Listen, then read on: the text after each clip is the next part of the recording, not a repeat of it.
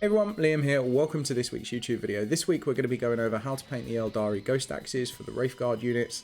As always, I hope it's helpful. If you do want to support the channel, please feel free to comment, hit that like button, and if you do want to see more, hit the subscribe button. It makes a massive difference to the growth of the channel, so thank you so much for all the support.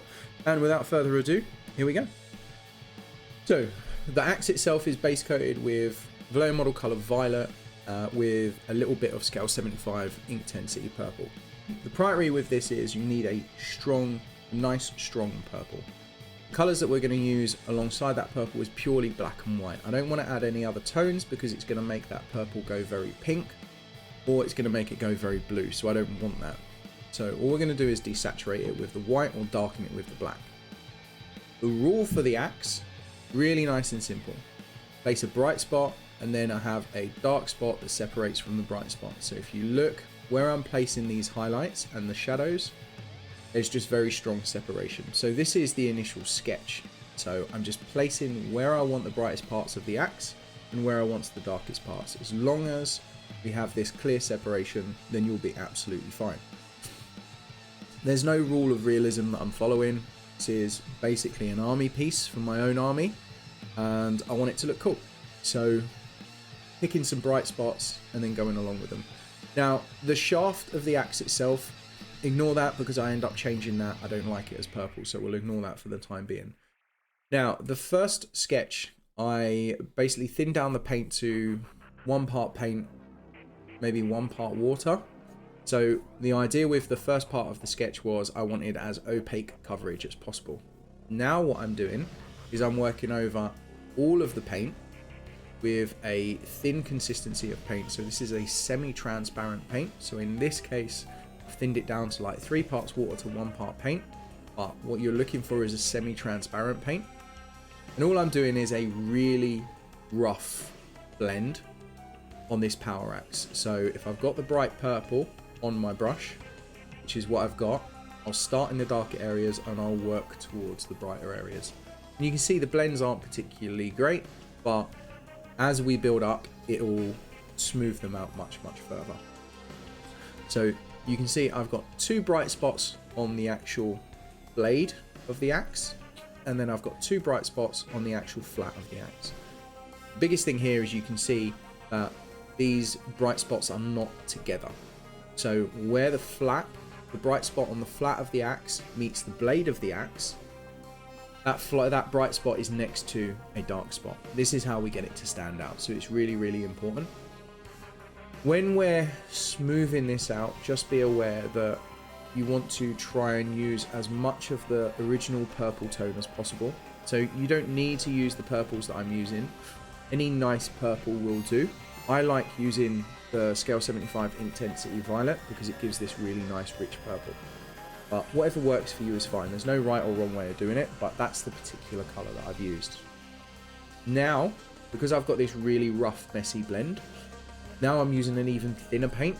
So this is more of a glaze consistency of paint. So this is 6, maybe 7 parts water to 1 part paint. So it's incredibly thin.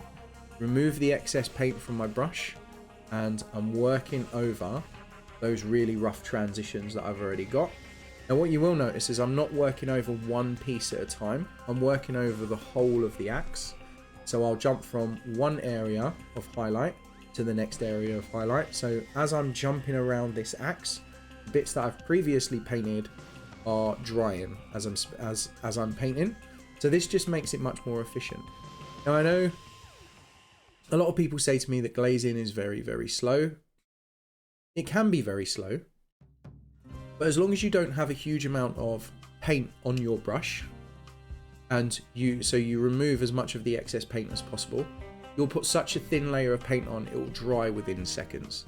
The other thing to bear in mind as well is, ultimately, if this is for an army, and I'm painting 5 Wraithguard, or Wraith Blades, sorry, as they're called, or I'm painting 10 Wraith Blades, or 20 Wraith Blades, or however many it is, if I'm doing 5, 10, 20 axes all at once, then I can jump between all of those axes. So it actually becomes a very efficient technique, because if I do some glazing over the axe head itself and it's still drying, then I can move on to the next axe head. I'm doing 5 of these axe heads. By the time that I've done the first 5, then, sorry, by the time that I've done the 5 of them, by the time I get round to the first one that I just started, that I started previously, that axe is going to be incredibly, that axe head is going to be dry. So it becomes a very efficient way of painting the more you paint. Sorry, the more models you are painting. The other thing as well is the more you do it, the better you'll get at it and the faster it will become. So this axe, now that I've done more of these, this particular axe head takes me about 10 minutes. So it can become very efficient.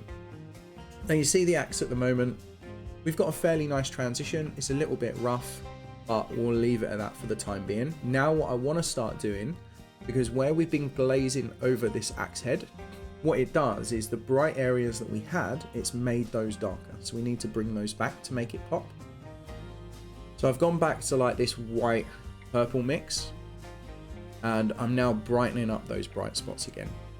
Now there's no, if you notice, I'm not telling you an exact ratio on what purples I'm using or what mixes I'm using, because ultimately what happens is when you're using 3 paints, because effectively we've got a purple, we've got a black and a white. The white is only ever going to change the purple in one way, and the black is only ever going to change the purple in one way. So all you need to do is go as bright as you want, add as much white as you want, or add as much black as you want. So you can't go wrong with not getting the mixes right, because all you can do is add black or add white. So the shadow areas, this is pure black. I'm glazing in the pure black into the shadow areas again. The idea being is I'm trying to darken down those colors, and I'll jump between the darker color, the black and the purple white mix, and I'll keep smoothing this out and brightening them up, because for these axes to look good, the priority is first of all you have a dark area next to a bright area. That's the biggest thing.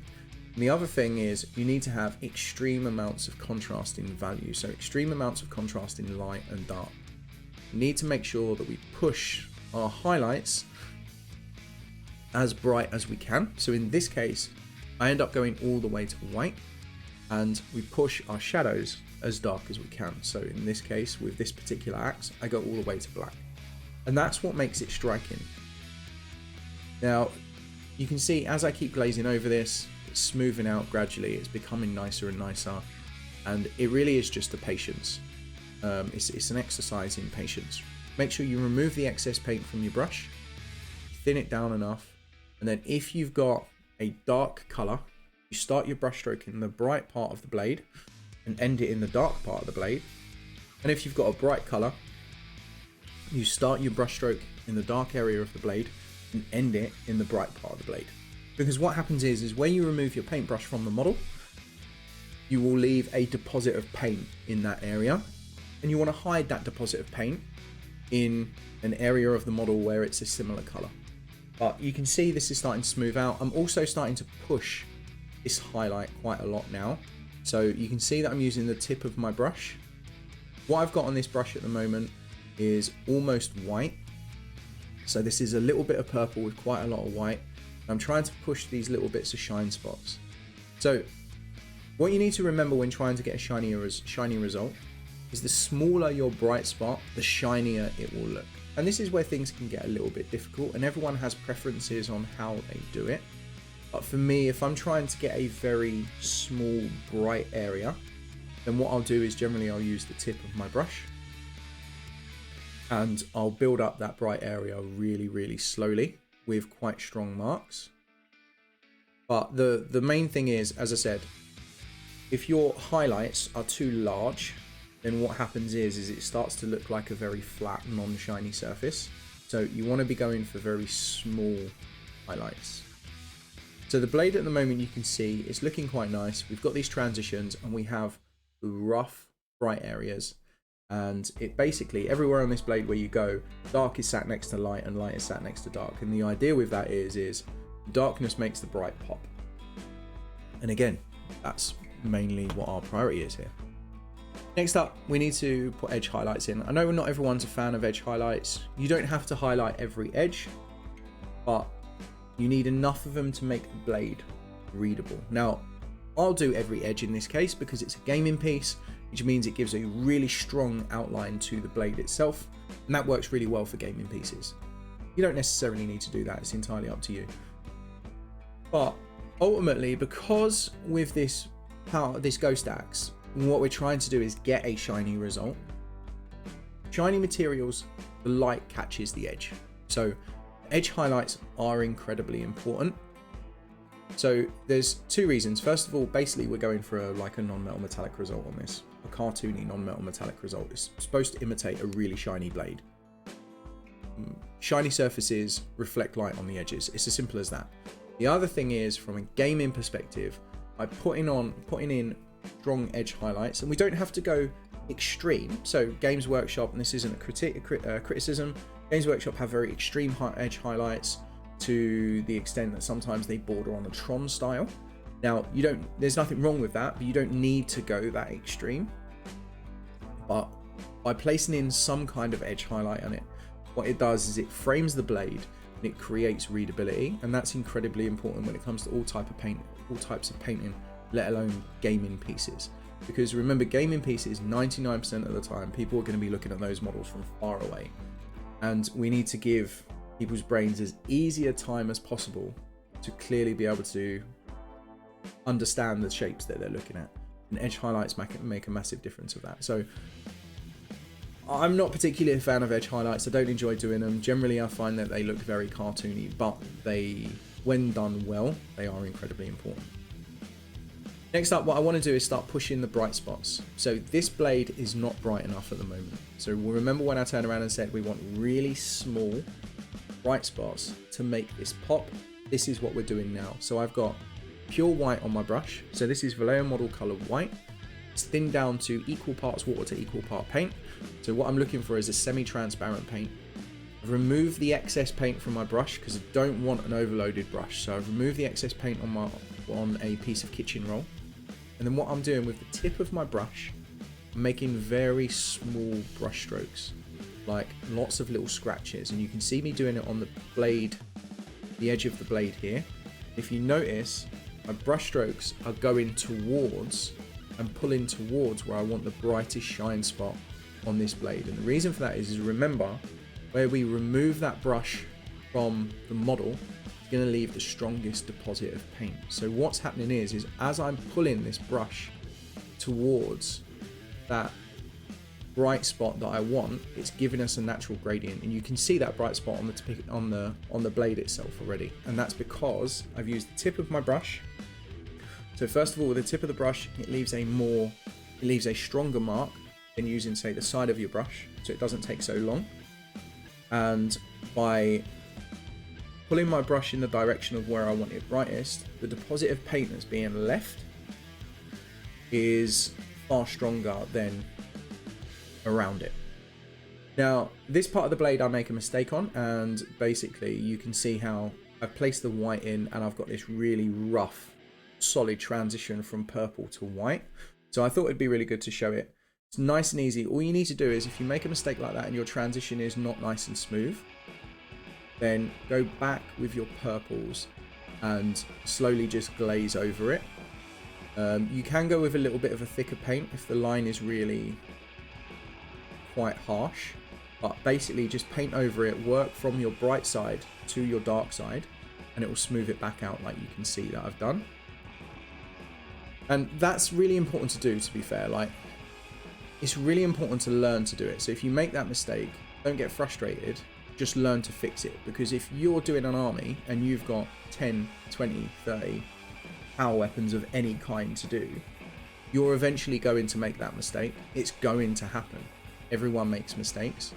Knowing how to fix them is more important than being able to do it in the first place, because you're going to screw that up eventually anyway. So you don't want to get 20 power weapons or 20 ghost glaives into your army and then mess one up and then have to completely repaint it, because it can be incredibly frustrating. So just take your time and fix it, basically. You can see that I'm pushing the bright spots on all of these now. So we've got these very small little bright areas, and I'm using the tip of my brush and I'm pulling towards where the bright area is going to shine the most. This is really important. These last little bright spots is what people normally forget. This is what gives us our nice shine. Now, with the edge highlights, I don't just want one edge highlight, because if I have one edge highlight that's purple, it looks flat because it's all the same purple. So what I'll do is I've gone back with this white and I'm doing smaller. I'm doing edge highlights over the edge highlights that I've done, but they're not covering the whole of the model. What they're doing is they're particularly focusing on the areas around the bright spots. So what we end up having is we have a gradient in edge highlights. We have a darker edge highlight and a brighter edge highlight. And this creates a huge amount of depth and it will make the axe pop massively. Now, I know I've done a lot of videos on power weapons before, but those videos have always been on swords because it's the easiest shape. So I thought it would be really good to do different types of blades, because I know a lot of people struggle because they're not sure where to put their highlights or where to put their shadows because the shapes are more complicated. So I thought this would be useful. You can do this with an airbrush. So the video that I did for airbrushing power swords, that would work just the same as the axe. But for me, I rather not use the airbrush. I enjoy painting with a brush much more, and that's why I've done it this way. But you can use an airbrush for this as well. You will, as I said in that video, you will probably need to do finishing touches with a paintbrush though, because very few people have the extreme control of being able to do tiny little bright highlights with an airbrush, and also because of the shape of the blade on an axe, it's much harder to do than a sword as well. But this is what we have so far. Now, what I would say, I'm just pushing the highlights a little bit more here, so it's nothing overly interesting that's happening at the moment. Now, what I would say is, this is going to sound very arrogant and I apologize, but not everyone can get nice smooth transitions with a paintbrush. If you've done it, then fantastic. If you like it, then that's great. But the next step of adding marks and scratches and that sort of stuff is not something that's necessarily needed, but it can be really good for hiding mistakes or hiding parts of the transitions that you don't like. So I knew full well that although this axe head looks really nice and I'm happy with it, I haven't made any mistakes with the transition. I knew that I was always going to put some marks on it because I want to do a Wraith heavy army. So I'm going to have a lot of these types of weapons. I'm going to have a lot of Wraith blades. I'm going to have a lot of Ghost Glaives, Ghost Axes, whatever they're called. And I knew not every weapon was going to be perfect. So by introducing marks and damage to those blades, it means that when I go to do the ones further on and I make a mistake on them, it means that I can hide those mistakes by putting a big old scratch over it. And that's what I'm doing here. So very randomly, this is like the lilac color. So this is the purple that I used at the beginning with a little bit of white. I'm adding a few scratches over the blade.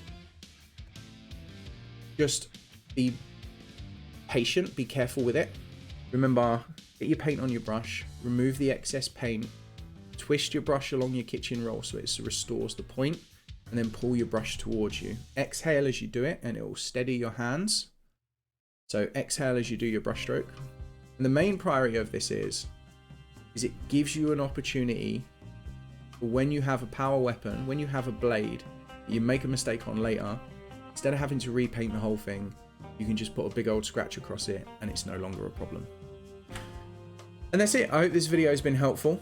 I didn't seem to find that many decent YouTube videos for how to paint axes, so I thought I would do one. So if you guys have got any questions or queries, please let me know. As always, if you do want to support, you do want more in-depth video tutorials, feel free to check out the Patreon. It means a huge amount. Thank you to all my Patreons who are supporting me, because it just means a massive amount to me. So feel free to check that out. If you've got any feedback, any questions, leave them in the comments below. Absolutely get back to you. But thank you to everyone once again, and I'll catch you all later.